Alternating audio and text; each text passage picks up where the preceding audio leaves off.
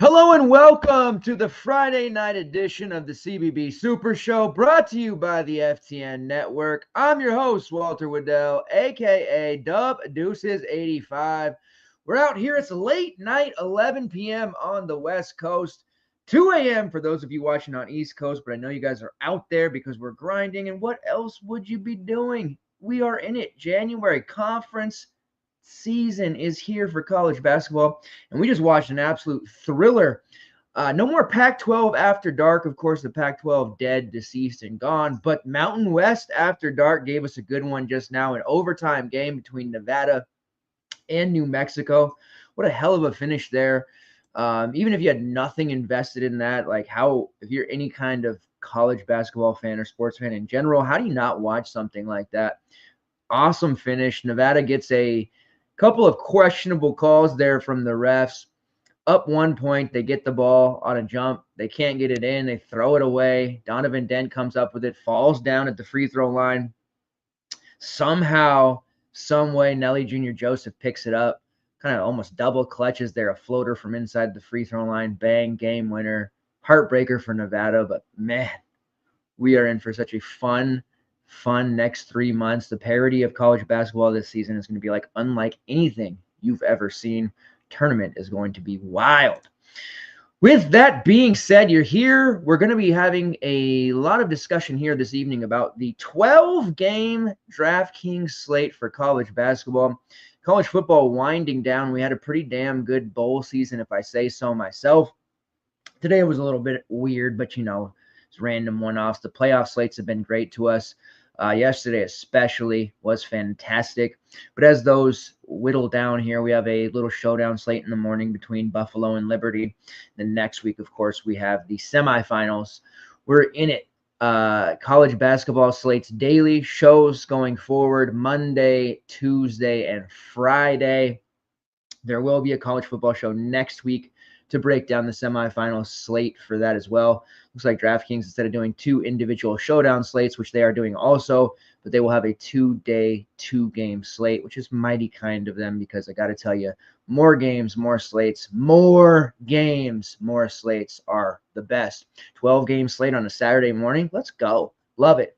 So DraftKings has given us that. There's also the 5-game afternoon slate and an 8-game night slate. As far as what kind of content you can expect from me and those in the FTN community. So we're going to cover this 12-gamer here tonight. We're going to go game by game like we do. We'll try to speed round it because otherwise we'll be here till 2 in the morning my time. And I don't mind it, but, in my older age here, we do got to get at least a couple of hours sleep, right? There will be projections for that one as well as context notes. For the 5-game afternoon slate, there's probably not going to be much. Maybe have a projection sheet up for that one. We'll have a core as well. And then the night game or the night slate, the 8-gamer, you can expect a full projection and context notes for that one as well, especially since there's just the early morning football game. My attention can be firmly on the basketball realm. We'll probably disappear midday like I normally do. Got kids, what can I say? But overall, I will be accessible. Discord is the best way to get me. Or if you have my number, you can always shoot me a text. Shout out to my man Tony, who hit it big tonight in college football, hit a $2,000 payday, and he sent me a little Christmas tip. I do appreciate that. No obligation there. The best support you guys can give me is watching the show as you do, but also supporting with interactions. So before we get started, please make sure if you're watching on YouTube that you hit the like button here. Any comments, questions, concerns, reposts, and retweets over on the Twitter machine are also very helpful. Interactions are king when it comes to the social media business and shows. All right, let's just delve right into it. It's a tasty little morsel here, starting off with Georgia versus Ole Miss. Ole Miss, a 4-point favorite coming into this one, total of 146. Georgia has been pretty damn solid through the non-con and some good prices here. Projections-wise, we're going to see some love. The computer plays, they always love Silas Demery. You got the freshman Asa Newell there at a pretty tasty price himself at 8.1K. Now, he hasn't had the major upside here as they've gotten past their non-con schedule and faced some of those not necessarily upper tier teams, but had some games against like Marquette and St. John's and didn't look quite as good there. And he's had some foul issues here recently. So this will be a good litmus test to see how far along the freshman really is. Don't hate it. A road game there. The refs probably looming. It's a little risky there for my taste on a full slate. There are some other that are much better that I prefer. So I'm going to be probably looking elsewhere, but I do really like Newell. He's a one and done, but he's going to be really good this year in conference play. It's just going to take some time, I think, to really get where he's acclimated to being the guy. Tyron Lawrence had been my favorite Georgia play. He'd been relatively cheap there throughout. 7.5's a little bit too much, I think, in this spot. It does leave us with Silas Demery, who is going to be the most playable and probably, dare I say, the safest. He does have a bit of a turnover issue, priced there at 7.4, going up against those Ole Miss guards. He's more of a secondary option for me, not a priority play by any means. And then some of the other secondary options that you have there in the starting lineup, Blue Kane, who's priced down there at 5.3, although he's seen his minutes diminish in a more competitive game. I think we see him come up closer to the 30-minute mark that we've been accustomed to and less like the 17, 18 he's played in the non-competitive games here recently. You also have the shot blocking extraordinaire in Somto Surreal at 4.7K. That's too expensive for us as well. We're talking about a full game slate. We're going to have to unearth some value. If he was like 3.5, we could definitely do that. Pricing a little bit tighter there on a player like that. And then Deshane Montgomery, who became available on the 19th of December for the game against Buffalo. He's priced at only 4.1K. They gave him 20 minutes against Buffalo in the blowout. 16 points, 2 rebounds. That's the second game there. 22 minutes, 9 for 13 in the field, 34 fantasy points, 22 and 4. And then the SC State win, which actually ended up being a little bit closer than it probably should have been. 10 points, 3 rebounds, 4 assists, and 4 steals for 28. He's averaging almost 30 DK points. How's he going to fare against upper tier competition? That remains to be seen. Buffalo, Charleston Southern, and South Carolina State aren't very good teams. The home win over South Carolina State, 79-72, as I said, was way closer than it should have been. Demery was having some difficulty shooting. Asa Newell was in foul trouble. RJ Godfrey ended up being one of the better players there, and Blue Kane was completely ineffective. So they had to turn to Deshane Montgomery. Montgomery was a freshman last year on Mount St. Mary's, where he was one of their better two guards, shot 41% from long range, had a usage rate of about 24.4%, draws a high number of fouls. Obviously, it's a big difference from Mount St. Mary's to Georgia, but the fact that he can make a jump from the MAAC, not the MAC, but the Metro Atlantic Athletic Conference to Georgia is a big deal. Not starting, but playing 20-plus minutes off the bench. This is a spot where I am going to definitely be looking. I think a lot of people will. Game logs don't lie. We get the game logs chasers. But all intents and purposes, what I've read, it seems that he's going to continue to play that 20-plus minute role. And the fact is he has been able to show that he can get peripherals as well. So if he's not able to hit shots like he's been doing, gets cold, has a lapse because of the Ole Miss defense, he can still get there via rebounds, assists, and stocks, which we've seen. But he's very, very active. And at this point, he's obviously way more athletic than Blue Kane, much more versatile than Dakota LaFew. Those minutes are going to come out of those gentlemen's player pool. Definitely a fan of Montgomery, and he just gives them a much better look as that second unit guy. And he maybe works his way into the starting lineup as well. We'll see eventually. On the Ole Miss side, it's always a chore trying to pick the guards here. You have Sean Padula, Jalen Murray, Dre Davis, Matthew Morrell. Those four, they seemingly take turns. I try to take the cheapest if there's a buy low opportunity. Padula has been great. Obviously, at Virginia Tech last year, he was the dude. Had some struggles in that kind of blowout loss to Memphis, which was surprising to me. I thought they'd play better, even though that was on Memphis's court. The Ole Miss non-conference schedule wasn't particularly strong, so it's tough to sit here and say, hey, this Ole Miss team, they're 11-2. Really look who they played. They did lose to Purdue on a neutral by only 2, and they did beat BYU by 11 in overtime on a neutral. That's a solid one. A road win over Louisville with all their injuries in early December.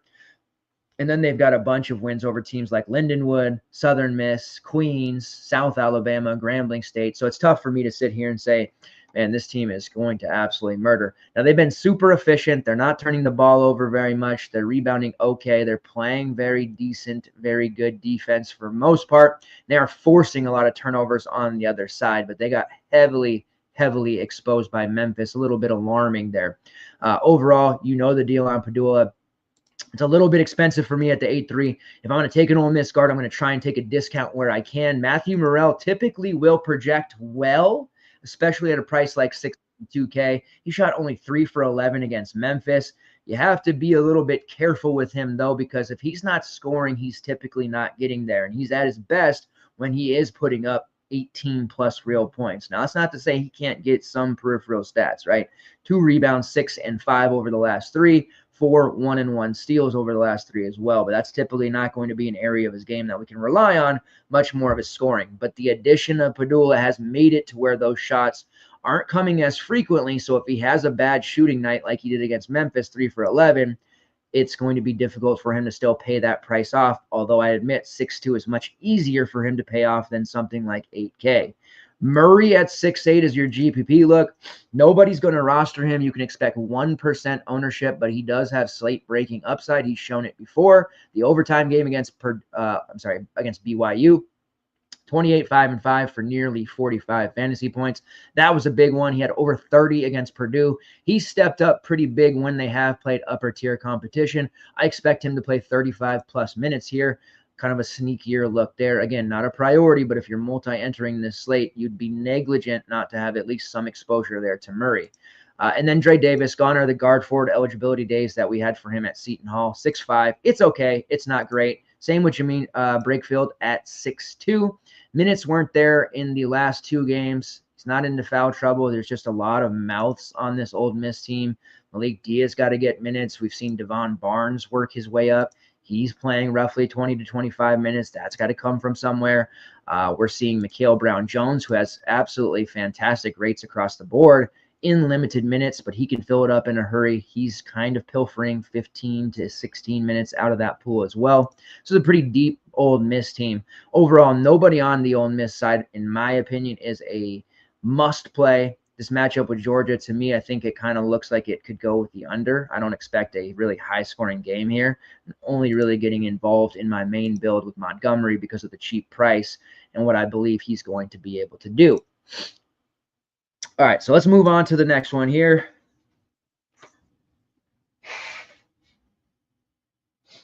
By the way, those that watched the CFB Super Show, was it a couple days ago? And there was the gunshots in the background. No idea what that was about, but I can report that my car, my belongings, and my stuff was all fine. So that's a good thing.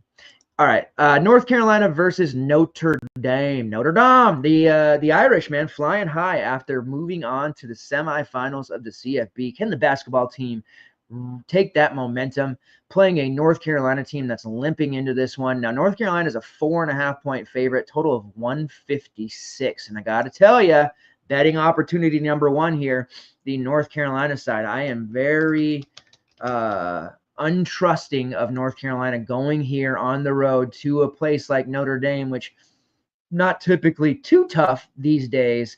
But we're talking about a team that just lost 83-70 to a shorthanded and injured Louisville team on the road. They had their struggles against Campbell. Campbell was scoring at will in the second half. They did beat UCLA in a neutral, which was pretty damn good.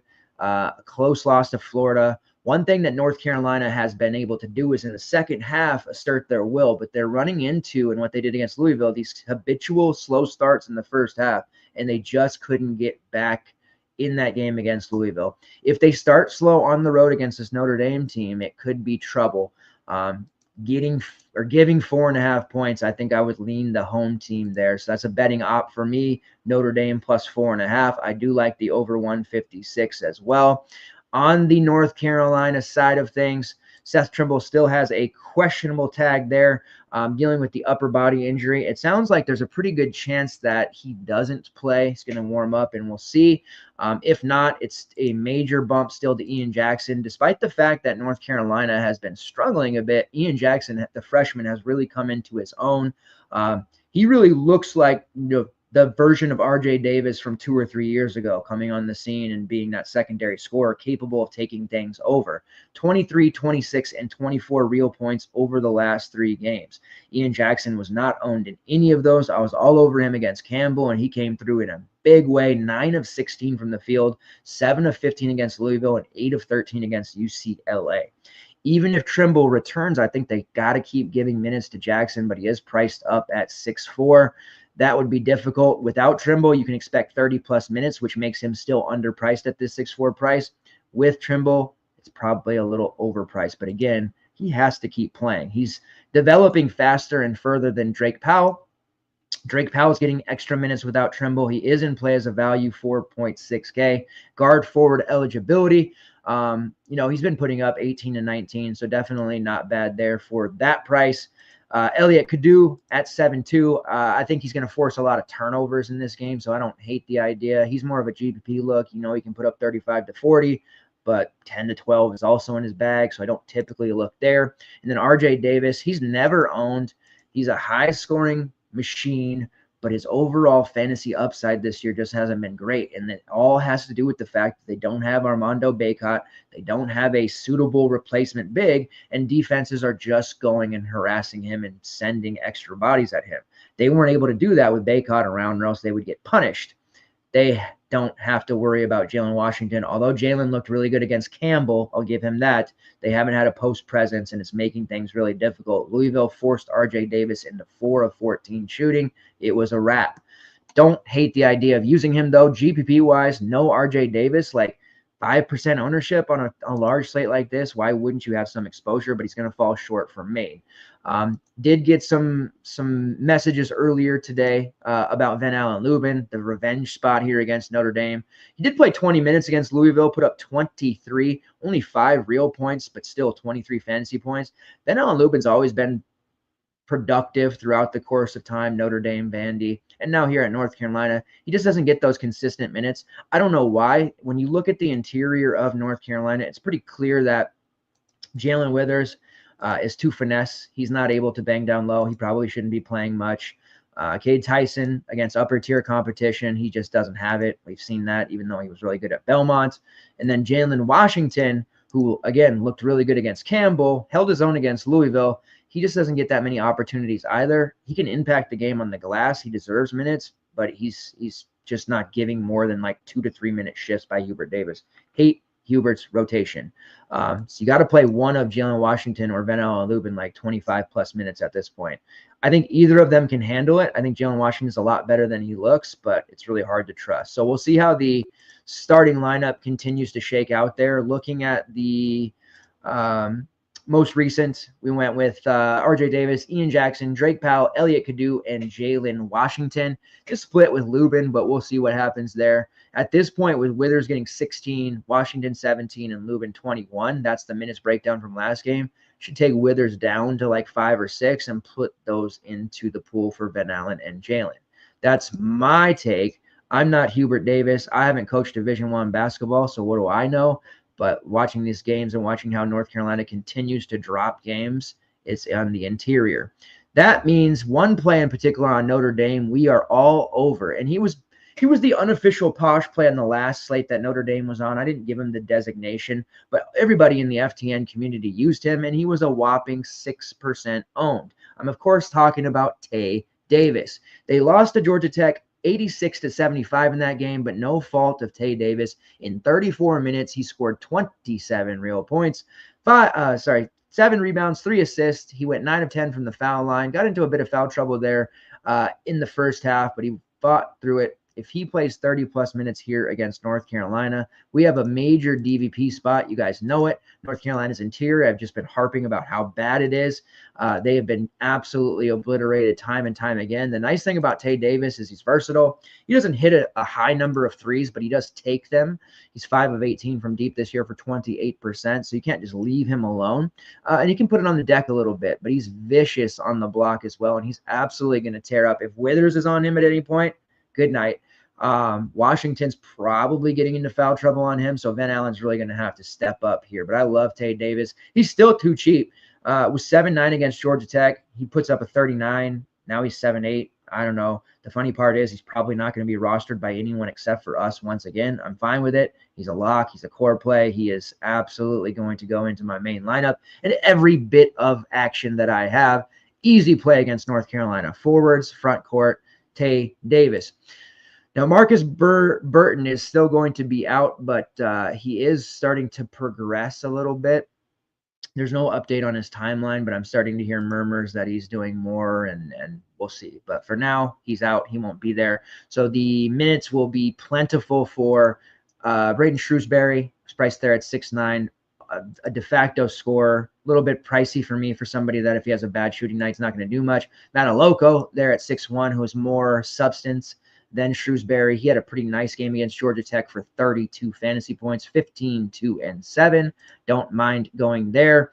And then you've got all the secondary plays, the Kevin and Jais at 4-5, which are playable in this matchup. He's a nice little GPP look for the DVP against the North Carolina Tar Heels here, so I don't hate the idea there. He's kind of stuck at 20 minutes, though, so you're not going to get a ton. You have Nikita Konstantinovsky, who's playing about 10 to 15 minutes. He's at 3.4K. You're looking for some dart throw values. Don't hate the idea of that. And then Julian Roper at 3.8 is playable. He's going to get 20-plus minutes.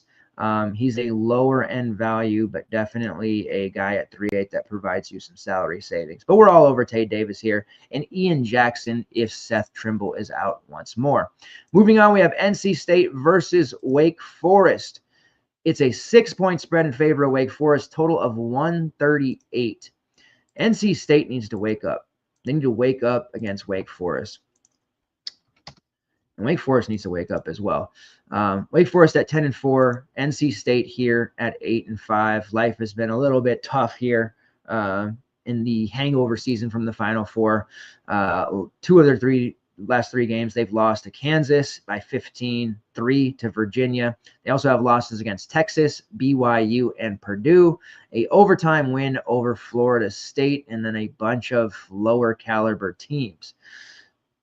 Ken Palm has this one 69-66. Now, the NC State starting lineup, it's not particularly scary, and regret to tell you. Right now, it's Michael O'Connell, Jaden Taylor, Marcus Hill, Brandon Huntley Hatfield, and Drontrez Styles. Now, they did play Dennis Parker, who I love, 20 minutes off the bench there. High upside. He didn't look particularly good against Virginia, but it's Virginia. Other bench pieces, Trey, Parker, Ishmael Diaf, and Breon Pass. Now, the projections are going to love Jaden Taylor, as they usually do. Probably do some manual changes there. He's only priced at 5.4. He is the most playable option against Wake Forest in terms of a single entry, high dollar main lineup. We've been kind of keying in on some of these, mid 5K range plays. There's been a decent chunk of them, although tonight's Chase Ross didn't particularly do all that well. But we've been doing pretty well with those kind of mid-range guys. So, like him, he put up 26.5 against Virginia. If he can do that, you can do that against Wake Forest as well. He scored 14-plus real points in 3 of his last 5. Definitely feeling him there. The Dennis Parker play is not for the faint of heart, and I'm not sitting here telling you must play him. He's priced at 3.5. The Virginia game was awful. You see against Ryder, he had some pretty nice shots go down. He's a very good driver, had 20.7 against them. Coppin State, he put up 21, FSU 13, and against Kansas 12. So This is one of those kind of GPP dart throw as pricing gets tighter. Hey, we got a bench piece here that's playing about 20 minutes. Nobody on the NC State bench is really asserting themselves right now. Where can we look to? Parker's really he deserves more minutes. And he's probably going to have to get them very soon because this rotation is very short. And the fact is, Paul McNeil, who everybody on the recruiting side of things, we're gaga over. He's a very good offensive weapon, but he can't defend a lick, so he can't get minutes. Trey Parker's playing more, but it's time for Dennis Parker to really step up and kind of assert himself as the sixth man. Now, Wake Forest, we have Hunter Salas on the slate, man. Hunter Salas, he's a natural enemy of FTN. I tell you what, earlier in the season, he was bricking out left and right. 7.3K against James Madison. He drops a 55 on DK, 27, 12, and 5.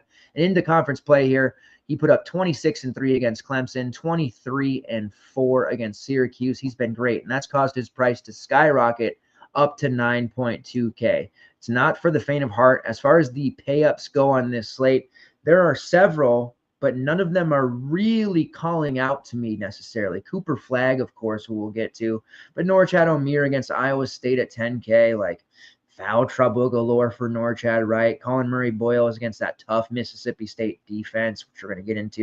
You've got Eric Dixon against DePaul, which everybody, your mom and your neighbor are going to play tomorrow. Caleb Love, which if you believe he's going to drop 60 plus again, more power to you. And then you get into that tier of Hunter Salas, RJ Davis, Davon Smith, and Zuby, our man Zuby Ejiofor. So the pay-ups to me aren't like particularly like, oh my God, I can't wait to play them. So Hunter Salas is in that range. I don't want to chase Hunter Salas at this point. If you missed out on him in those last 3 games, really kind of pointless to play him at 9-2 against NC State. As short as that rotation is for NC State, they still play a harassing style and can definitely give Hunter Salas fits. So I think we can spend our money a little more economically on this particular slate. Trayvon Spillers at 7.6. He's definitely a safer than you probably realize type of play. If you want a upper tier, upper price Wake Forest option, it's definitely going to be Trayvon Spillers. The NC State front court is nowhere near as dynamic and electric as it was last year. So Spillers can definitely do his work on the glass. Cameron Hildreth at 6'9". I'd like to see his price come down a little bit more. He had that 43 a couple of weeks ago, but mainly he's going to give you around 22 to 25. So not really a lot of upside there. I do like Efton Reed at 5'4". That's a price that I think the projections are going to try to push us into. Foul trouble is really the major concern with him. It's more so on the road, so having a home game here, I'm more comfortable using him, but I'm not feeling like we need to force any of the Wake Forest guys by any means. And then there's kind of a rotating 5th starter spot. Sometimes it's Juke Harris, sometimes it's Davin Cosby, sometimes it's Tyler Tights Johnson, Parker Fredrickson. They're all cheap Churchill Abbas, but like it's really tough on a game-to-game basis to pick them out. Davin Cosby dropped a 30 against Texas A&M in 33 minutes, but then played 4 minutes against BC, 15 against Clemson. So you really can't use him even at the 3.6 price, and even if he starts. I do think the freshman Juke Harris has a endless amount of untapped potential, but we're really not going to be able to use him either. He looked pretty damn good against Syracuse. He had a bunch of triples, 4 rebounds, did have a steal. Played 20 minutes, but it's another one where it's going to play 4. Is he going to play 20? It's really difficult to project. He played 31 against BC. I do really like Juke Harris. Multi-enters, this is one that you want to rotate through because I think one of them will hit. Tyler Johnson there at 3.6. He did play 20 minutes, and he's looked the best as he's, in probably a year and a half, the best that he has. 20 minutes against Syracuse, 11, 2-2, 20 and a half DK points. Certainly don't mind him either, but again, it's going to be tough to really peg which one of them you can use. And even if they're the starters, like I said, it's really no guarantee. Tyler did start over Cosby, Fredrickson, and Harris in that last game, but he basically split the minutes. He played 20, Harris 19, Parker 16, and Davin Cosby 15. I think that's probably going to be the course that we see regardless of who that 5th starter is, but there's going to be those bumps where, oh my God, Cosby played 2 minutes today. Oh my God, Juke played 4 minutes today. So tread carefully there with the Wake Forest value. We don't necessarily have to dip all the way down there and try to figure that out. And then at 3.5K, same with Parker Fredrickson. He has absolutely no upside, no floor. Wouldn't use him even if he started. All right, moving right along here, we have DePaul versus Villanova. Nova is a 9-point favorite, total of 146.5. Betting spot number 2 on the slate, DePaul +9. This is less to do about DePaul, though, and more to do about Villanova, because I just haven't believed anytime that we've gotten Villanova, as a big 10-plus point favorite, that we've had to really worry about that. We've been able to take the underdog against them and profit pretty well throughout the season. Ken Palm does have this one right at 980-71. This is a much better DePaul team. Yes, they're 9-5. They've lost 5 of their last 7, but they are competitive. 13-point loss to UConn. They did get their doors blown off by St. John's, which was a road game. Competitive loss to Providence. Competitive loss to Texas Tech. So they've played a lot of good teams in the non-con and into the conference spot here. It wouldn't surprise me one bit if they were able to beat Villanova. This is just such a much better coached DePaul team under Chris Holtmann. I bet Ohio State wishes they had Chris Holtmann still right now. What do you know? What do you say? But I do like that +9 spot there for DePaul. As far as DFS plays go, DePaul's kind of settled in with their starting 5 now. We did have some injuries with David Skogman, who is still questionable. He is dealing with the lower leg issue, which cost him the last couple of games. It would be a surprise, even if he played in this one, that he got very many minutes. The starting 5 that we saw against UConn and the game before, Connor Enright, CJ Gunn, which is a much better spot in the starting lineup than I think even Isaiah Rivera, NJ Benson, Jacob Meyer, and Troy Diamaco. Now, the DePaul rotation early in the season was kind of deep, 9, 10, sometimes 11. It was 8 against UConn, with Layden Blocker, Isaiah Rivera, and JJ Traynor being the 3 off the bench.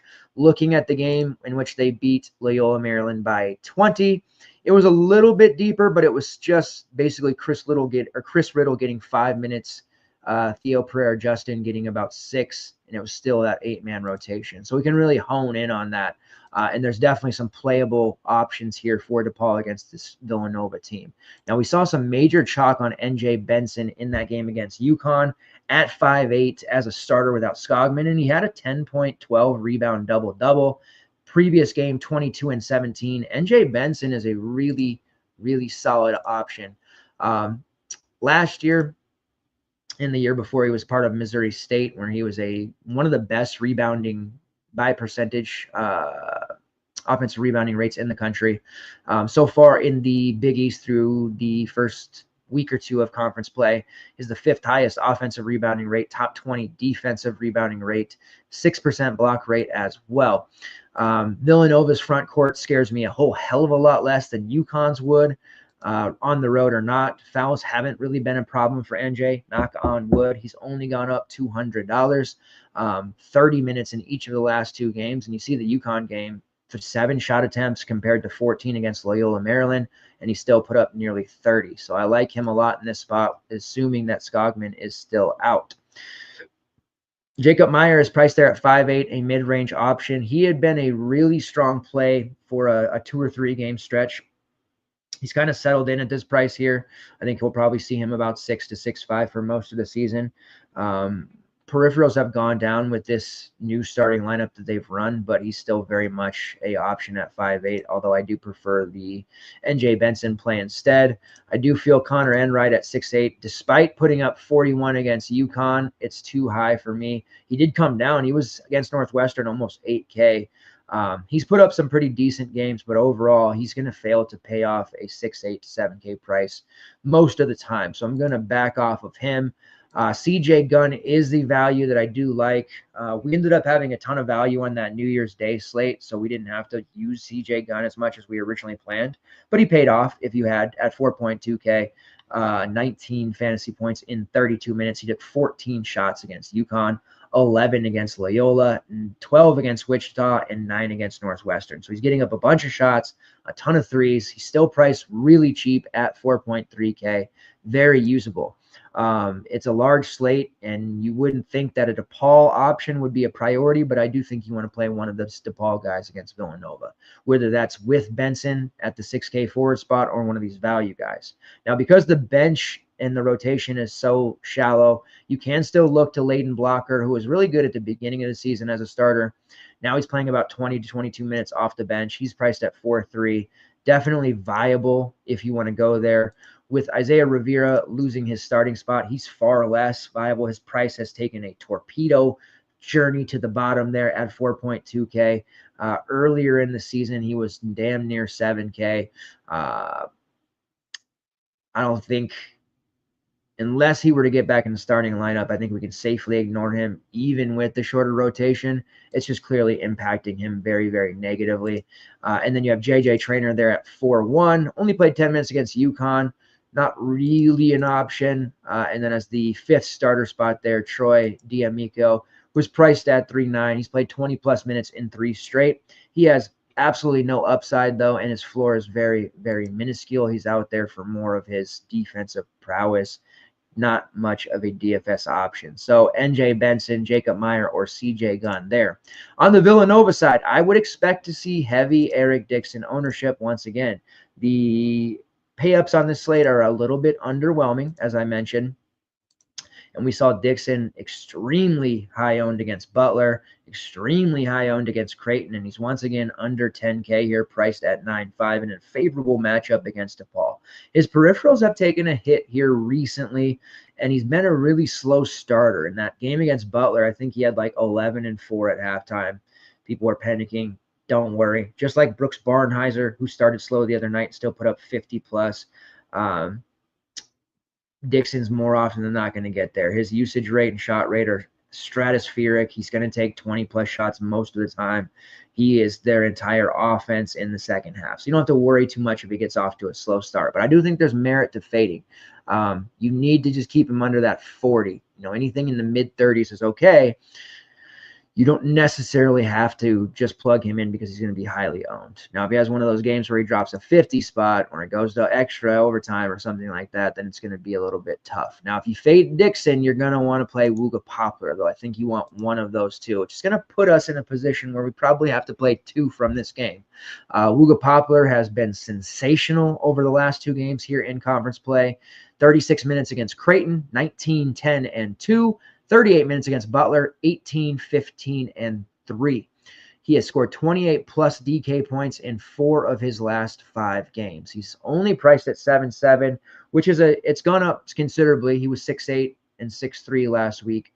But still, the production that he's giving us, another favorable matchup, he should be well above that 8K range. He's giving more like 9K production, so I would consider him a very strong play. I would probably not pair him with Dixon, although it can work because they're playing so many minutes. I would just take a hardline stance on one or the other. Jameer Brickus is there at 6.5. That's a little too spendy for me. He had a really big game against Fairleigh Dickinson. You guys remember we took the Fairleigh Dickinson line. What were they, like plus 18 or something? They covered. He put up 10, 4, and 10 for 32. His price went up accordingly after that. He's had pretty decent and steady production, but he's just a second fiddle here on the team and a third option at this point. Jordan Longino at 5.4, playing 30-plus minutes. I do think he is viable as well. You've seen he's put up 27-plus DK points in 2 of his last 3. They've just shortened the bench down a lot, and the starters are getting a ton of minutes. So it's making Villanova guys, even in a mini stack if you wanted, very, very good. And Enoch Bokai, who played 25 minutes against Butler, 14 rebounds. No other counting stats, just 14 rebounds, put up 17.5 at 4.2. He's priced at 4.4. If he wants to give us another 14, 15 rebounds, that's value. We'll take it. We'd like him to contribute in other ways if possible, but he's a very dominant force on the glass, as you can see there. DePaul has been kind of a mediocre to average rebounding team. They turn it over at a pretty high clip. They also get their shots blocked at an alarming rate. So this is a spot where Bokai could have another huge rebounding game, 10 plus. I can sit here and predict 14. He doesn't have much in terms of usage and shot rates, but he does have a combined rebounding rate over 35%, and he has a block rate of 5.2%. So maybe a bit of a sneakier value piece there, especially the fact that he's playing 20 plus minutes in each of his last 4 games. I feel a lot more comfortable there. Foul trouble would knock him out, of course. Somebody like Josiah Mosley, Chris Parker would come in the game, but assuming there's no foul issues, we should see a nice, safe 25 minutes for Enoch. And then last option there, Tyler Perkins, 4-3, the main bench piece. Not yet. He's very young. He's a lot younger than you probably realize. He's an interesting piece there at 4-3, but we're not using him quite yet. All right, Arkansas versus Tennessee. Tennessee, 12-point favorite, 144 total. Arkansas has a questionable tag for John L. Davis per the DK site, but he's more like probable. He has been practicing after missing the last 2 games, but John L. Davis has not been a very good fit. He's not the FAU version of John L. Davis that we've grown accustomed to. He's playing a ton of minutes when he's out there, but he is like the 4th or 5th option. Would you ever think to yourself you would see a 4.8K price John L. Davis in 2025, the year of our guy Posh Alexander, and not feel as though you are obligated to play him? And name value alone, I think a lot of people will. If he starts and he's in, like, I just think people are going to click him in, because that is such a genuinely cheap price for a player of his caliber. But when you go through and look at, hey, he's played 30, 31, 34, 26, 32 minutes. He must be absolutely smashing. 14, 12, 20, 23, and 18. So even at 4.8 on his best games in that 5-game stretch, he's still barely getting to value. Now, we're happy with 20 at this 4.8 price. Don't get me wrong. I'm not too proud to take a 20 at 4.8 by any means. Give me that 4X all day. But this is just really worrisome to me, because I think there's more downside than upside to roster him, because he's hitting 20 far less than he should be. I think his ownership is going to be inflated, because this is what I would call a buy low opportunity. And you guys know I'm DVP is my thing. But the other thing that I like to talk about is buy low opportunities. And this is a classic bread and butter buy low opportunity for John L. Davis, but I'm just not excited to play him.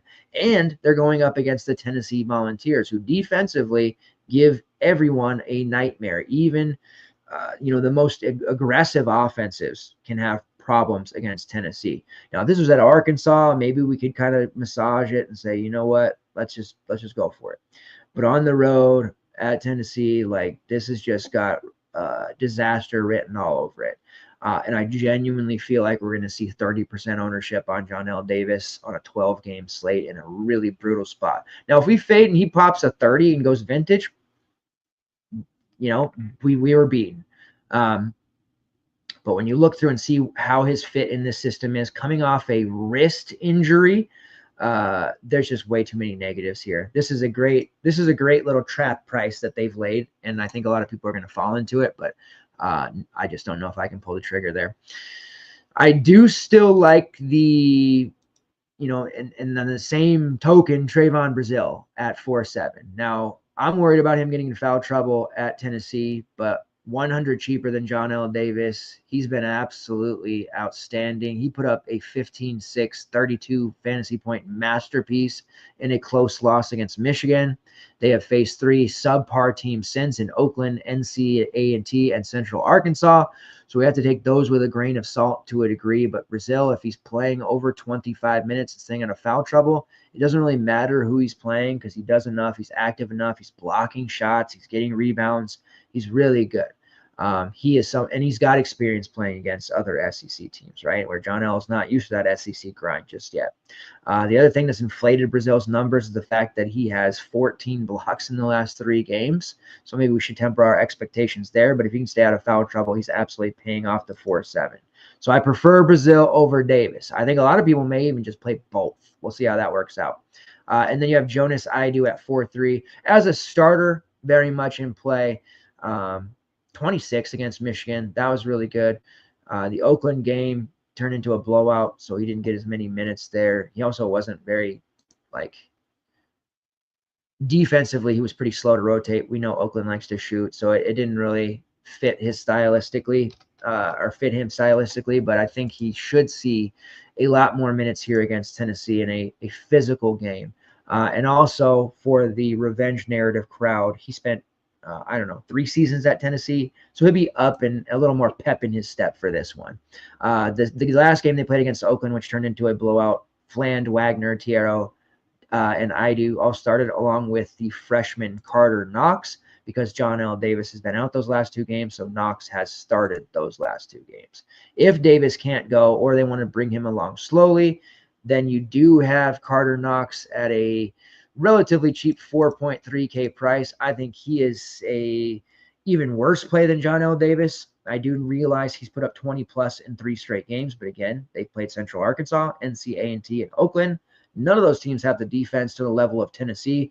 This is a freshman going into a hostile environment. I'll pass on Carter Knox. He'll be good in the future. He's good now, but I'd rather take Brazil or I'd rather take Idu. So we have some value pieces here for Arkansas. And what's the deal? What's the deal with Big Z playing 7 minutes against Oakland, 13 against NC-A&T, 9 against Michigan? What's the deal? He's dealing with an ankle issue as of a month ago, but what I read on Arkansas boards was that was fine, but he just wasn't effort-wise doing what Coach Cal wanted. So there's conflicting reports of injury versus life lessons, but man, it's crazy because the first month of the season, you couldn't fade that guy, and now you can't play him. As far as guys being priced appropriately, Adu Tiero at 8.7, he's going to have to come up big here against Tennessee. I think that he's, that's one of those plays where if you have that salary left over, you can play him. I don't think you start your lineups with him. Same with Boogie Fland at 7.7. Boogie has been fucking awesome this year. I have to curse about that one. Coming out this class, Boogie Fland was my favorite point guard in the entire class. I kind of deflated a little bit when he committed to Kentucky, followed Cal to Arkansas, but the talent's there. Obviously, he's going to be a good one. So 7.7 is appropriate price for him. I don't mind it. And then DJ Wagner at 5.6, relatively safe. He's probably priced where he should be as well.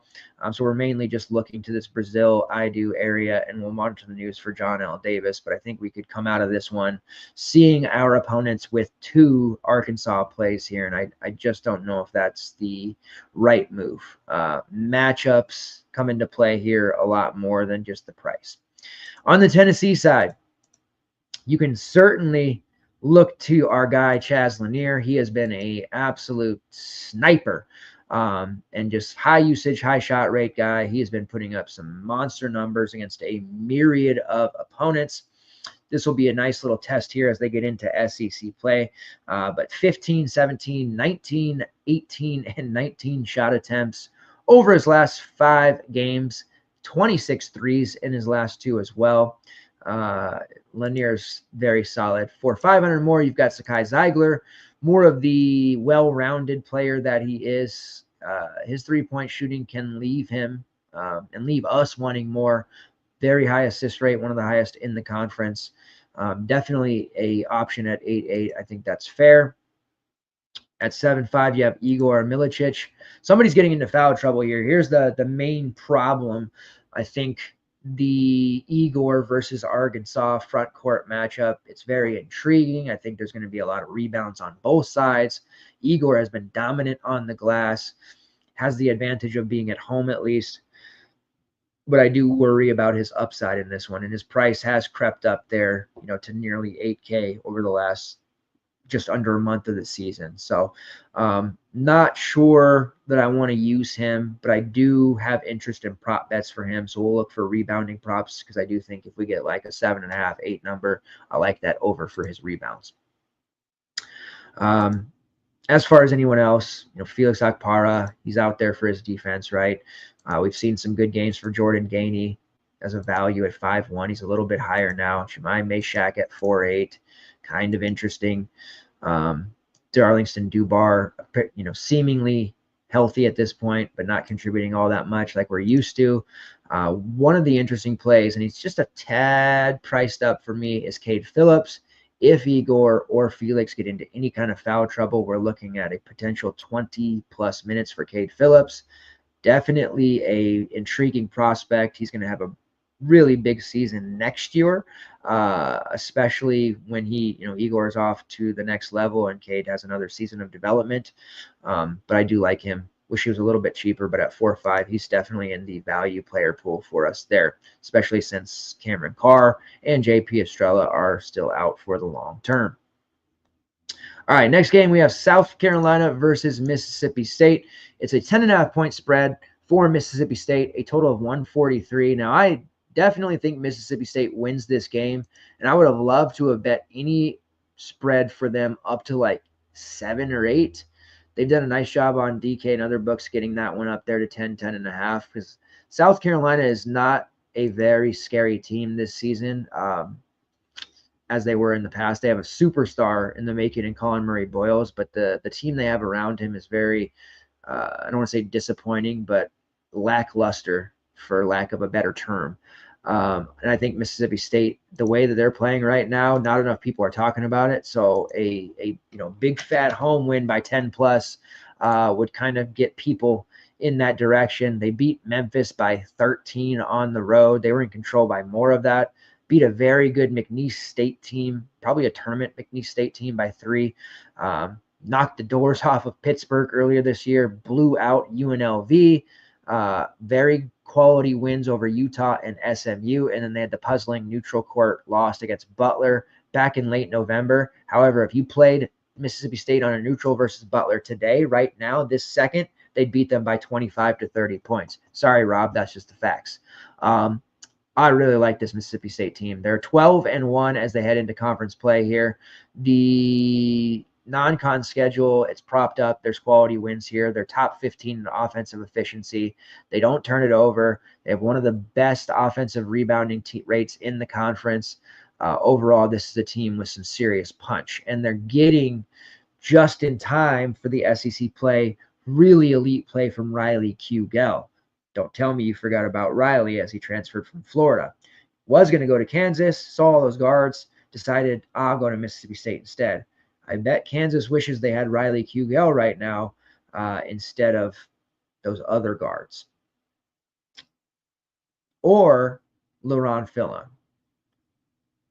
Man, that's crazy. Anyways, the starting lineup typically we've seen for this is Josh Hubbard, Claudell Harris, Cam Matthews, RJ Melendez. Get him out of there. And Michael Nwoko. Then you got the bench pieces of Sean Jones, Riley Kugel, Keyshawn Murphy. 8-man rotation is perfect. We love it. We know what to expect. The Nwoko start there, he usually gets into foul trouble. He's a little bit raw still as a sophomore, so we get those Keyshawn Murphy minutes. Keyshawn Murphy has been a shot blocking machine, and he rebounds at an extremely elite rate, top 30 in defensive rebounding rate, 28.1%, combined rate of 38%, block and steal rates very, very high. Love the way that he plays. Looking at the prices here, he's a little bit spendy at 7-1, especially coming off the bench, so we're probably not going to get there with him, but he does recognize he does have major upside. Slight discount to Cam Matthews, who's been more steady, maybe not the same level of upside, but a safer play. At 8K, you have Josh Hubbard, who takes a ton of shots. The upside hasn't been there as much this year because they're deeper. They have more secondary options who can compete, and he doesn't have to do everything like he did last year, but he is still taking a ton of shots. But he's definitely not a priority play on this slate like some of the others are for less. Now, I love Riley Kugel. He tortured us at Florida for a season or two. And earlier this season, I thought, man, Riley coming off the bench, he's playing 20 minutes. Like, let's see what we can do here. Game against SMU was very good. He played like 2 minutes in the first half, made no sense, but the second half he absolutely took over. It was a big reason why they won that game against SMU, and he's been phenomenal. The Memphis game, 8 of 13 from the field, 19 points, 4 rebounds, 2 assists, back-to-back games now, over 30 fantasy points. He's not starting. That's going to keep his ownership down to a degree, but he's only 5.2K. That's value for Riley Kugel. RJ Melendez starting over him is criminal. Melendez is 4.9K. He had the big game against Bethune-Cookman, 12, 4 and 3 for 26 fantasy points. He's put up 19 plus in 4 of his last 5. So I think we'll see some ownership there in Melendez at 4.9, but give me Riley for 300 more. And you can give me Claudell Harris for that matter at 4.9K as well. As a starter playing roughly 30 plus minutes in competitive games.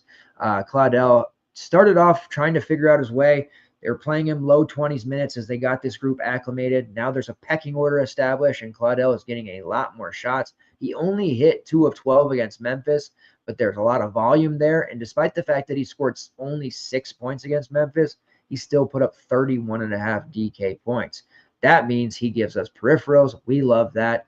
4.9K. I could come away from this one with 2 Mississippi State values and feeling pretty good about it, but I think you're going to probably decide between Riley Kugel and Claudell Harris. Right now it's Harris, but I don't mind playing Riley instead, maybe in some alt builds or together. South Carolina side, Colin Murray Boyles at 9.6. You know, he's matchup proof at this point because he's everything that they got, but be a little bit careful there. He got into major foul trouble in that game against Indiana in November. That really hurt him. They haven't played a front court like that since, so it'll be interesting to see against Mississippi State how well he can do. They've had a pretty weak non-con, so he's propped up by that. I would probably not be paying that top-tier price for him unless you've got so much value you have to spend your money on a second pay-up option. Then you could go to CMB, but he's obviously behind Eric Dixon, Cooper Flagg, probably even Caleb Love on this slate. And as far as anybody else for South Carolina, it's a big, fat new. There's one value with Morris Ugist at 4K, playing about 20 to 25 minutes off the bench. Somewhat interesting there as a value piece. And then for you Miles Stude truthers, and I know you're out there still because they're in our Discord as well, he's playing 30-ish minutes, as a starter, 3.9. He does very little when he's out there but staying in the corner. He got hot against Clemson a couple of weeks ago. He had 5 of 7 from downtown, so he had a huge game. But if he's not hot, he's not going to give you much else, but he has 3.9K. And, trust me, I'm in no position to criticize anybody who continues to roster a guy who is terrible for you or hurts your lineups more often than not. So I won't criticize anyone there but Miles Stude at 3.9. He won't find his way to my lineup, but I won't hate you for it if you have to play him. Mark. Shout out to Mark, by the way, because he can't quit Ty Berry, and he probably won't quit Miles Stude either. All right, next game on the slate here. We're at the halfway point. Stick with me here. Get the coffee out. UCLA versus Nebraska. Nebraska, a 1-point favorite, total of 134. This will be a defensive, kind of battle. I really am concerned about this one. There are going to be, this will be a manual edit to the projections needing to be done in the lab. There are some really good prices on players here. Sebastian Mack at 4.7, Sky Clark at 5.3, Eric Daly at 6.1. But Nebraska has been fairly stout. They're slowing, they're making games pretty ugly. They've had some nice fantasy outputs for sure, but I do worry about UCLA here. And it's a lot less to do with the fact that they brick out and more to do with the fact that I'm worried about major foul trouble in this game on both sides. UCLA, especially Eric Daly, has struggled with that. We've seen it with Mack. We've seen it with Clark, Billadou to an extent, Kobe Johnson to an extent. Kobe Johnson against Gonzaga got benched in the first half, like 3 minutes into the game. Then he played the entire second half, dominated, led them to a win over Gonzaga. Don't know what that's about. Like Kobe Johnson, typically 6'3" is very cheap for him, but I'm obviously leery about that against Nebraska, especially if there's going to be a quick hook there from Coach Cronin. Dylan Andrews 4.4, Adi Mara at 3.9. Like there's some really cheap options here, but I don't think we can trust any of them in our main. Sebastian Mack is a GBP play all the way. The 4.7 price point might suck you in, but on a game-to-game basis, there's just no consistency. He has a negative number in his game log. That's tough. And that's a really tough thing to kind of look at and come to terms with. I think my most likely USC player in my main, if I was to go that route, would be Sky Clark. Competitive game, I expect him to play 30-plus minutes, barring foul trouble, which is a big, on the road question mark. He did foul out against North Carolina in 25 minutes just a couple of games ago. and had 3 at home against Gonzaga, or yeah, at home against Gonzaga. If he was 4-7, 4-6, 4-5, I think I'd feel inclined to put him as a near core play. 5-3 is not a huge difference by any means, but it's enough for me to pull back slightly to where he's not a must play. But he's definitely the most likely to end up my lineup from this team. Eric Daly is going to be the computer's play. I like Eric Daly. He had a monster game against Gonzaga. He just needs to stay on the floor. If he doesn't foul and he plays 25-plus minutes, he'll pay off 6-1 against anyone. And if you go through and look at the teams he's played, he's done it against Oregon, who has a stout front court, played 23 minutes, 19-5. Against Arizona, has a maybe not a stout front court, but bodies up there, played 22 minutes, but he had early foul trouble. A lot of that had to happen in the second half, and he just never got going from there. Bricked out. North Carolina, early foul trouble, barely played, picked up the third in the early second half, the special that we know, and he ended up playing 9 minutes against North Carolina in a just absolute nut spot. Tyler Bilodeau was the one that we did play there because we were afraid of Daly's fouls from his time in Arizona. And he actually obviously went off against North Carolina, but Daly would have if he got the minutes. And then he got the minutes against Gonzaga and detonated against them. So I just don't trust him on the road against a Nebraska team. But I do really like him. I think the talent's there if we can get the minutes.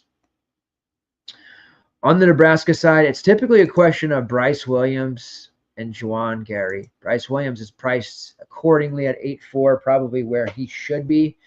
Going up against the Bruins, this is a game, you can see where he takes his foot off the gas against inferior opponents. When they play teams that can push them, that's really when he steps up.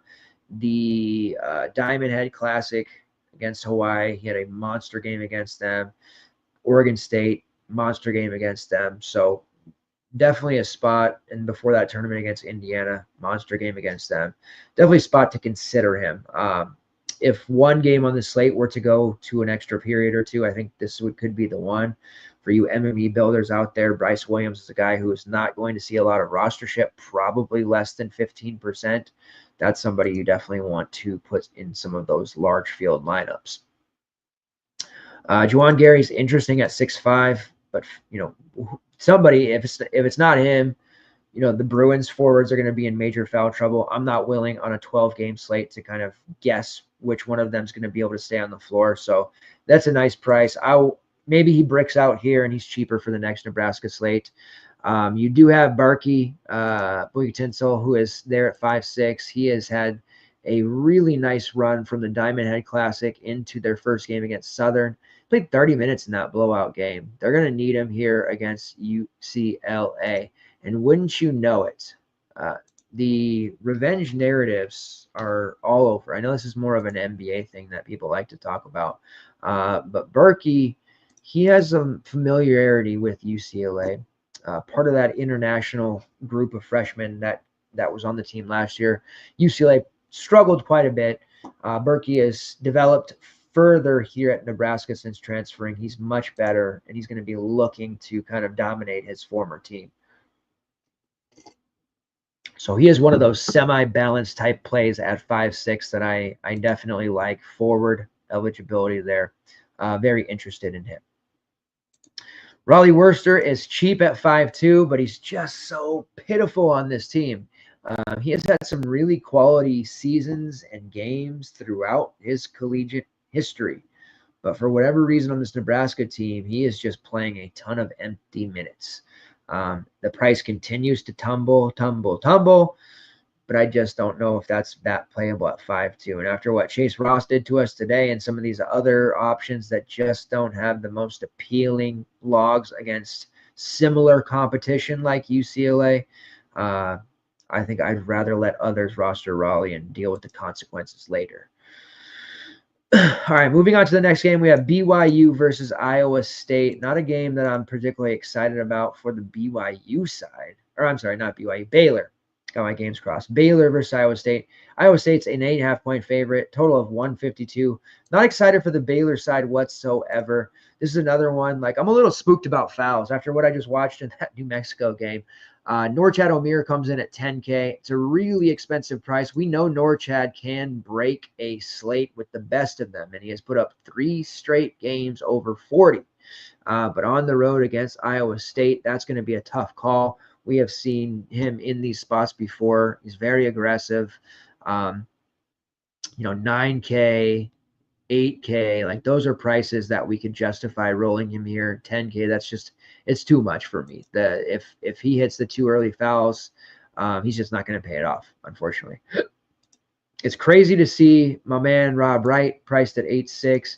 We were plugging him into our lineups pretty much regularly at 3.8, 4.7, 5K.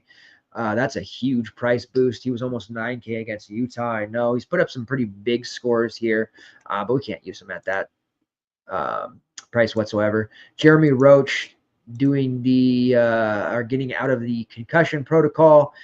Did play 24 minutes and 26 in each of the last 2, so that's going to start taking away from Rob Wright's minutes there. Roach is 5'7". He's going to be less impacted by playing a team like Iowa State, has that experience. VJ Edgecombe, the other Frosh, at 8.4. Again, pretty high for me. I think I'd have to pass there. And then you have Josh Ojiawona at 5'3", Jalen Celestine at 4'2", and Langston Love at 4K, kind of rounding out the rotation there. But really not a ton on Baylor that I like. Iowa State, say what you will about Tamin Lipsey. He's interesting at this price of 7-1. He's playing a ton of minutes. Sometimes they're empty minutes, but man, it's just the career hasn't panned out the way that I'd imagine. But every time you go to write him off, he'll deliver a big 5X number at this price. So I don't want to completely write him off whatsoever, but he's certainly not a main team look. Keyshawn Gilbert remains the most comfortable play. I'll put it that way for me. The projection sheets hate Iowa State like every time. They're just priced really high. We do get a price drop on Gilbert to 8.1 from 8.8. He's fine there. He typically outplays where he's projected. And the same with Curtis Jones, who is really expensive at 8.5, but he continues to produce at a high level. His shot rate's astronomically high, and he's just getting a ton of usage for this team. 8.9K Josh Jefferson, who's put up 40-plus DK points in 3 of his last 4. He is flourishing this year with Iowa State. Be a really interesting matchup between him and Norchad. He had 8 steals in their last game, by the way, so he's propped up by that. Deshaun Jackson at 6'3", and then probably the most realistic option for a price play is Milan Momcilovic. Wasn't great in their last game, but he's still playing upper 20s. Definitely enough shots, 9, 8, 7, and 10 over his last 4. So he's certainly in play there at 5'2". All right, next game, Butler versus St. John's. St. John's 11.5-point favorite, 147.5. I don't want anything to do with Butler at this point. They look awful. They're going to turn the ball over like an astronomical rate here against St. John's. I don't know. Finley Bizjack, he's a cool guy. He's neat on social media, but he should not be playing. The fact that he got 30 minutes against Villanova and just got cooked repeatedly, he just can't play. I don't know how you can play this guy. He's going to get absolutely swallowed up by St. John's. I know that 3.9 price point playing 30 minutes is relatively interesting, but just don't do it. Just do not play him. Colby King's really the one that going into the last game I thought had the most upside for price, but then he played 10 minutes against Villanova. So I don't even want to waste time talking about Butler, to be honest with you. There's just no one here that I want. Andre Screen we've seen be relatively chalky in recent weeks, but that St. John's team is just going to absolutely assault Butler. I don't like to take big spreads too often. I would consider 11.5 a relatively big spread. I think St. John's wins this one with relative ease. Speaking of St. John's, 9.1K Zuby. I think he has an absolute field day. How much over the 34, 35 fantasy points can he get us? Just really depends. If he can control his fouls, we get him closer to that 35-minute mark. He's a slate breaker. If he's more like 24 to 25, it's just okay. But he's certainly a top pay-up option for me on this slate. We're getting a cheap price on RJ Lewis. This is what I would call a buy low opportunity. I usually save my buy low opportunities for 5 and 6K. But RJ Lewis, who's been priced over 9K for most of the season, coming in at 8.2. God, his rates are incredible across the board. We know he's going to rack up steals, blocks, rebounds, everything. Scoring kind of took a hit here recently. The Creighton game, that was kind of a weird loss. Fouls and turnovers can sometimes be a problem with the St. John's team, especially true of RJ Lewis, but I'm not concerned about that against Butler. So definitely jumping on Lewis there. Davon Smith is priced at 9K. He's a little bit spendy to me. I know he's been good. Kadari Richmond, interesting at 7-8, but he's kind of capped upside-wise. Still don't envision myself using him until he gets into the low 7K range, and I don't know if that's ever going to happen. So I typically let others around the industry roster those two guys. Still like Simeon Wilcher at 5'9". He has not been as good, but he's playing heavy minutes. 3 of 11 against Creighton, but he played 34 minutes, so he's out there. Nice opportunity for him to get right against Butler. Aaron Scott is priced at just 4.7, so he's value. Put up 36 against Bryant. He's been less consistent or viable in conference play. It's DePaul, Providence, and Creighton. He's been under 15 in all of those. So not quite the level of main team look there, but it is a 4.7 price for a player that we know is capable of dropping 40 at any time if the minutes are there. And if this turns into a rugged blowout, we could see a nice little bump there for him. So Zuby, RJ Lewis, those are two staples. I don't know if we'll play both of them together. Certainly could. And then have some interest in Simeon Wilcher and Aaron Scott. All right, BYU versus Houston. 9.5 point spread for Houston. 132.5 total. Certainly don't want to get too involved in this game. The BYU side, I think it's going to be rough. BYU's having a really nice season. Don't get me wrong. And there's some really good pieces here. Fousseyni Traore at 5.7. We know his fantasy point per minute number is high. He has massive upside, but the minutes are just capped. He doesn't play above 18 to 20. But he's getting into a price point now where he's very intriguing. Igor Demin, who missed a couple of games there, he's healthy now at 6.7K. I think he's going to get rocked a little bit against this Houston team, so that price will come down. And I think that's going to be the case on all of these BYU plays. Now, Richie Saunders had a monster game against LSU, dropped 30 and 6. He had 6 triples. He was coming off into a injury as well, which was a concussion, and that didn't have any lingering effects. But he's probably not hitting 6 triples against this Houston defense. So no real exposure to BYU for me personally. On the Houston side, they're all cheap, and they're all going to project extremely well. Juwan Roberts was a little bit worried. I thought he might have a bit of a cap against Oklahoma State, and admittedly, I was way wrong. He played 32 minutes there and had a monster 20 and 11 game. At 6.4K, he's up 1K, but still very much in play and makes sense as a balance build type of option. Milos Uzan at 6.1, played 36 minutes. It was an ugly game against Oklahoma State, but he put up 30. He plays well in that ugly style for Houston, so he's very much in play. LJ Cryer at 6K, more of a shooter, more finesse. I don't like him as much as I do Uzan, but if Manny Sharp is limited out or, a myriad of things here as he is listed as questionable with the foot injury that he just suffered, he has been in a walking boot since the Oklahoma State game. If he can't go, Cryer is very much in play because of how cheap he is. So we'll monitor that news. And then we'd have to consider Terry Arsenault, who is priced at 4.6. Very disappointing outing against Oklahoma State, but that had more to do with the fact that Roberts was back. I still thought he would play the 20, 22-ish minutes because he had, even with Roberts around, but he played only 18 and really wasn't impactful whatsoever. I think he's going to be much more involved here against BYU. If we see Sharp out, Arsenault is a guy that I would quantify as a 30-minute player moving into the starting lineup. Very strong option at 4.6. One of my favorite values probably if that goes down. Milik Wilson, same kind of deal. If there's no Sharp, you can expect 20-plus minutes for him. And then you got my man Joe Tugler. He's just going to stay out of foul trouble. He's always looking for the highlight block, which we appreciate. He's just absolutely great on the glass. It was a Juwan Roberts masterclass last game, though, so there wasn't much room for Tugler. But he is priced at only 5.5K, and there is massive upside there for him against this BYU front court, which honestly, I'm just not scared about. All right, moving on to Duke SMU. Kicked it into high gear here. We're suddenly ahead of schedule. Whoop, whoop. Duke is 8-point favorite, total of 149. Cooper Flag. This is an interesting matchup, and I continue to say 10K or less on Cooper Flag, you just play him.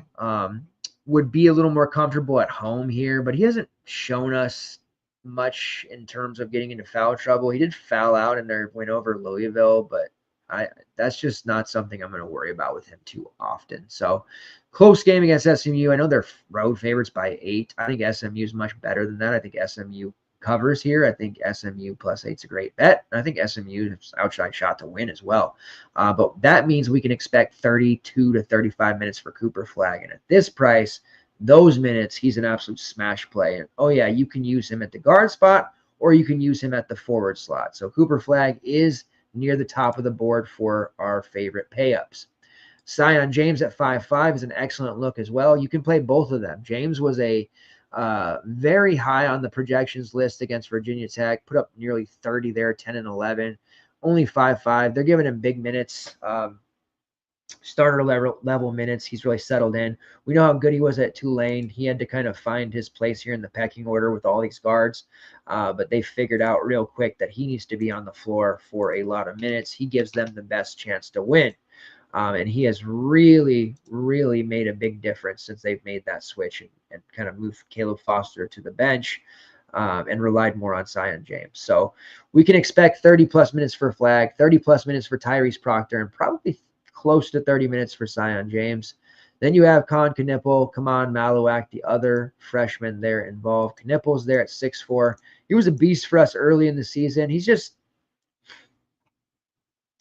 with Cooper Flag asserting himself so much now, it makes it harder for Knipple because the shots, they're still there to a degree, but I mean, he was taking 20, 14, 17 shots earlier in the season. Now it's more like 8, 10, maybe 11. And the rebounds aren't really there for him right now either. So it's a little bit tougher to use him at 6'4", especially with James being there at 5'5", and Flag. Those are the top two for us on the Duke side. Proctor is certainly in play at 5K as well. He hasn't been as consistent, but there is upside. We know that from the past. Malowik at 5K. They're going to need more. They need 20 to 25 minutes from him. I don't know if he's going to give it to them, but SMU has some size in that front court. They need Kaman. They need his physicality. So I do think he's an interesting option at 5K as well. I would expect Flag and James to have a significant amount of ownership. So these are some of the pivots on this very team that you can look to with Proctor and Malowak. Malik Brown there at 4'6" as well. I would expect him to play more minutes to counteract this size. And then Caleb Foster all the way down there at 3.8K. Minutes are gone. He's probably a big-time transfer candidate at this point. I'd like to say that we could use him, but he only got close to 20 minutes against Virginia Tech in their last game because it was so far out of hand that he got some secondary garbage time minutes. Caleb Foster. So he's fallen behind James and the other guards in the pecking order. But that is an interesting price for 3.8. If we could correctly predict 20 minutes for him, I think he would pay that off. SMU side, Matt Cross. It starts and probably stops with Matt Cross. He has produced as the posh play several times. He had that monstrous outing against LSU. 16 points, 16 rebounds. I love Matt Cross. Absolutely love Matt Cross. He is just so dominant in so many categories. Priced at 7.2. He'll be up for this Duke matchup. I don't think people will roster him, so he once again falls into that posh play territory. I'm not scared about him against Duke whatsoever. Matt Cross is a dude. As far as the rest of the options, the price on Submit Yedoglu is up there at 6K, which is where it should be. He's struggled with fouls. This is another one going up against Kaman Malowak and Cooper Flag. I'm definitely worried about him. He was an auto play at 4.9, 4.5. But now you're talking about a 6K price where he can really damage your lineup if he continues to get these fouls. So can't use him, but you can use Matt Cross. Your other options are all secondary. Baba Miller is going to have a really big game here. He did against, was it Longwood? Yeah.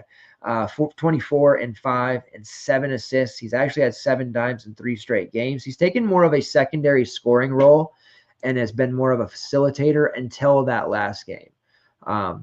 We've seen some other guys step up in the pecking order scoring, but he was really good. Longwood pushed them for a bit, but Boopy really stepped up. He got a ton of free throws at the end, 24 real points. Expect him to be out there for a 34, 35-minute period. Certainly in play at 7-6, but I'm not stacking SMU against this Duke team either. BJ Edwards, peripherals galore. Every time you write him off, he puts up a monster. And then you have shared minutes there from Chuck Harris, Cario Oquendo, and Johan Traore. Traore in this one should see a minutes boost as well. They need some definitive size on the front court to go up against this Duke team. I think this is one where we see Traore push closer to 25 minutes as opposed to the 15-ish like he had against Virginia and LSU. Priced at only 4.6, so there's some built-in upside there. But Matt Cross is that dude. Arizona versus Cincinnati will finish us up. Since he's a 2.5-point favorite, total of 147. I'm having some trust issues here with this Cincinnati team, and it's not because they're bad. They're very good. They scheduled pretty weak on their non-con, but then they beat the doors off of all those teams, and they ended up having a pretty high net ranking. That's one way to do it. You either schedule tough and get a high net ranking from those tough matchups, or you schedule weak and you beat everybody by 40-plus points, and that's what they've been doing. They're 10-2. Man, they got off to a horrible start against Kansas State. They couldn't get back in time. They did lose that. That was a bad loss. That Kansas State team, I'm sorry, they're horrible. And they also lost to Villanova. I'm sorry, they're horrible. But they do have wins over Dayton and Xavier, although Xavier win is starting to not look great. And they have a top 5 defensive efficiency rate. So this will be an interesting game here against Arizona. They are at home. This one to me looks like an Arizona bet. I'm probably not going to touch it at all. Don't see how you could possibly bet Cincinnati with any confidence here.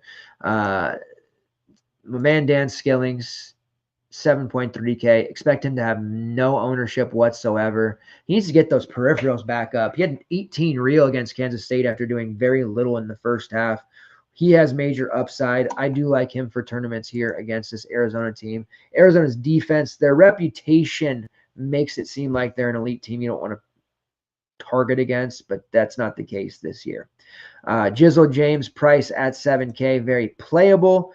We're going to see him for 30-plus minutes in this game for sure. He has scored 29-plus DK points in 2 of his last 3. Dylan Mitchell has settled in nicely as the top front court option. He's going to be banging down low with that Arizona front court. Be interesting to see how that shakes out with fouls. Little spendy at 8K, but he has been the best. Seamus Lukosius, he has fallen off hard.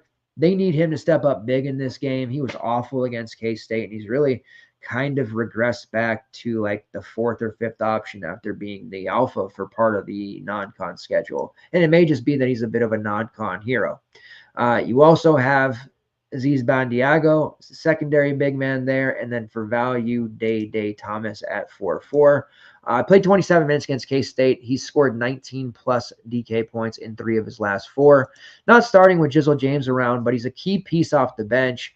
When Seamus isn't doing well, Skillings or James get into foul trouble, or they just need somebody, a steady veteran presence, Day Thomas comes in there. So 4-4, he's definitely a value piece, and he won't be highly owned at all. People kind of overlook him because he doesn't start anymore, but he's definitely a guy to have in your player pool. On the Arizona side, Caleb Love's there at 9-4. He put up 58, might as well call it 60 against TCU. Do we think he's going to do that against Cincinnati? I don't. He has scored 23 real points in 3 straight, though. You know how it is with Caleb Love. The second you think it's safe to go back into the water, I know it's cliche with Caleb Love, he just bricks you hard. And I have a relationship like that with Bruce Thornton of Ohio State, who always seems to want to drop 40s and 50s against me when I don't use him. But when I use him, like tonight, he wants to hand me a sub 20. Caleb Love is that for the entire industry. So 9.4 is a pretty hefty price tag to pay for him. It's not the 6.8 like it was against UCLA. It's not the 8.3 like it was against TCU. So good luck there. I don't think I'm comfortable enough with that. I do like KJ Lewis at 5'8", despite not starting. He's still playing in close games, starter level minutes, and he was really outstanding against TCU. 8 points, 8 assists, 3 steals. He really should be playing 30-plus minutes every night for this team. At 5'8", that's a pretty nice value piece. They're not getting a ton from Trey Townsend. Toba Waka also not giving them a ton. He was okay against TCU, but not good enough. They're going to need him to step up against this Cincinnati front court. Foul's a bit of a concern there, but at 5.6K, he's definitely playable. And then you have Jaden Bradley rounding out the key part of the rotation there at 6'3". Still a little bit too pricey. I want that to come down a little bit. He's not the alpha on the team, and he's more like the fourth option most nights. So that price just isn't going to play. Trey Townsend was great for Oakland last year, and he did it against upper-tier teams all the time. So I don't really understand why it's not working here for Arizona, other than it's a stylistic problem with his play style. He's just not fitting with the way that Coach Lloyd runs. That's really what it is. Townsend's played less than 20 minutes in each of the last 2 games. Part of that has to do with the fact that Carter Bryant has looked really good. He played 24 against Central Michigan and 23 against TCU. So Carter Bryant taking those minutes out the pool. And Mo Krivas, who is out for the remainder of the season due to the leg issue, and there's transfer rumors and everything else, you'd think that means that Townsend, Waka, those guys would be called upon. But I really think what that means is Henry Visar, who looked outstanding against TCU, 15, 6, and 4 in 18 minutes, is going to start playing over 20 minutes consistently and maybe even work his way into the starting lineup.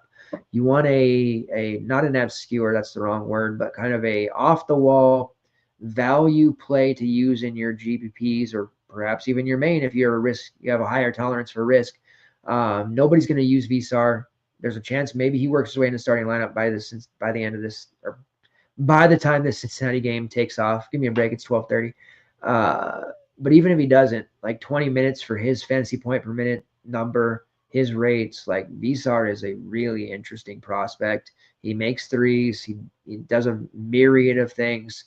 Also a foul risk, but the 4-5 really has me interested. I don't know if I'll pull the trigger there on him just yet, but it's very clear to me that Townsend, and if he's not careful, Owaka are going to start seeing their minutes evaporate in favor of Carter Bryant and Henry Visar.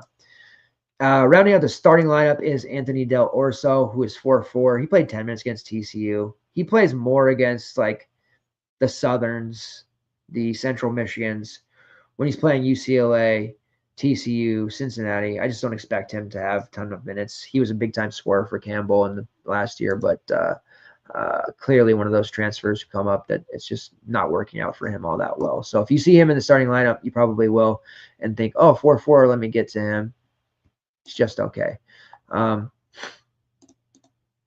Let me drive home the Visar point here real quick. 21.5% usage rate, combined rebounding rate of 31%, a block rate over 4.5%, draws 5.5 fouls per 40, shoots about 23% from long range. Not great, but hey, he's a 7-footer that takes him. But he does have 6.3 fouls called per 40. Tobawaka, 5.9 fouls called per 40. Not great at all for those two. And Mo Krivas, before he got hurt, was 5.1. But Visar, he is a really fun player to watch. Now that there's no Krivas and Towns is not working, I think that you want to try to get that game in before everyone discovers just what he's about in the game before he plays 25-plus minutes, because I think it is going to happen sooner rather than later. Why not now? All right, so that wraps up the slate here. Let's get a core going.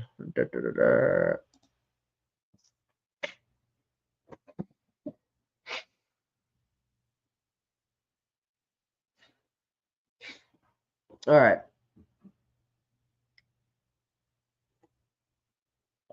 So core play number 1, and he happens to be the highest projected player on the slate for me. I'll release that in the morning. Tay Davis. Who else? I will designate him the posh play because I don't think people are going to go there, even though they should. But I could definitely be wrong about that. But all over Tay Davis, core play number 1. Core play number 2 will be Claudell Harris from Mississippi State. That can also be Riley Kugel, one or the other, or even both. I feel very passionately about this Mississippi State team. I like him a lot. I like them a lot. And then core play number 3, a little bit tougher here, but we'll give a pay up in Cooper Flagg. Again, it was one of those things where until at 10K or less, you just plug them in. So Tay Davis, Cooper Flagg, and Claudell Harris. Those are going to be what we go to war with. Also very high on Zion James. Also very high on NJ Benson or CJ Gunn from DePaul for value. Figuring out Arkansas value, that'll be relatively key to the slate. So you want to play that out and see how starters shake out. Any relevant news with John L. Davis. And then a sneak shout out there to Henry Visar for Arizona. And then Berkey for Nebraska, going up against his former team in the Bruins. All right, so that's the DFS side. Let's go into prize picks here. We have several. Gabe Madsen of Utah was horrible last game. Absolutely horrible. His point total on prize picks is 15.5. We don't typically slam too many unders, but this is one I feel pretty confident in. Gabe Madsen under 15.5 points there on prize picks. And if you can find that prop on any book that you have access to, you definitely want to take that as well. He does have the highest shot rate on the team at 30.3%, but let's look at what he's done. 3 points against Baylor, 9 against Iowa. Everybody beats the doors off of Iowa. That's inexcusable. 9 points against Florida A&M, 15 against Radford, 15 against St. Mary's, 28 against Eastern Michigan. So he had a bunch of games early in the season against the likes of Queens, Central Arkansas, Alcorn State, Utah Tech, where he scored huge points, 20 plus. Mid-November against Mississippi State, he scored 9. And then every other team with a pulse basically under 15, and even teams that barely have a pulse like Florida A&M under 10. So under 15.5 for Gabe Madsen. You may be asking, who are they playing? Texas Tech, a defensive team that we know. Good luck, Gabe, trying to get over 15.5 points. Khalif Battle for Gonzaga, over 10.5 points. Like him, he's going to be a big-time scorer throughout. The consistency might not be there as much as you'd like, but Gonzaga really needs him. They're playing a pretty good Loyola Marymount team on the road. We saw Pepperdine push them last week in a road game.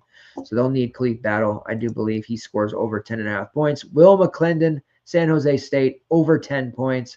And then Marcellus Avery of Oklahoma State, over 5 rebounds. That's a lower one for him. I feel pretty good about that. They're playing West Virginia, a team that's beat up and understaffed at this point. Avery, great rates across the board. Over 30% combined rebounding rate. Throughout the Houston game that just happened where he had 3 rebounds, he's had 6, 10, 6, 4, 6, 8, 7, and 4. So give me the over 5 rebounds for Marcellus Avery. All right, and then best bets. Louisiana Tech money line versus New Mexico State. They're -2, so if you want to take that, you can, but I do like them to just win outright there on the road. Radford +1.5 versus Winthrop. It is a home game for Radford. It is a close game, but I'll take them and the points. High Point money line versus Asheville. I love High Point. High Point boys are going to the tournament. I've called that since the offseason. And then DePaul +9 versus Villanova. Villanova and big spreads just don't mix. So that's the hard-hitting analysis you came for DePaul +9. All right, that will finish it. Look at that. Look at that. We're about halfway through the slate, 1 hour in, and we get through it all with prize picks, with bets in an hour and a half, 90 minutes. That's a show, guys. That is a show. Appreciate that continued support. On your way out, please make sure you hit that like button, whether you're watching on Twitter /X or YouTube. That continued support means the world to me. Big day all day long. We've got the 12-game main slate, 5-game afternoon, 8-game night slate, and the bowl game tomorrow morning. Lots going on. Let's have a big weekend. Let's get those green screens and window trips that we know so much. And also, if anyone out there is in with any graphic designers or know how to make any kind of logos, I have a really good idea for some 8-bit art on t-shirts that I want to have for the show. Get at me at WDeuce85 everywhere. Appreciate it, guys. Take care. Let's get it. See you guys on Monday.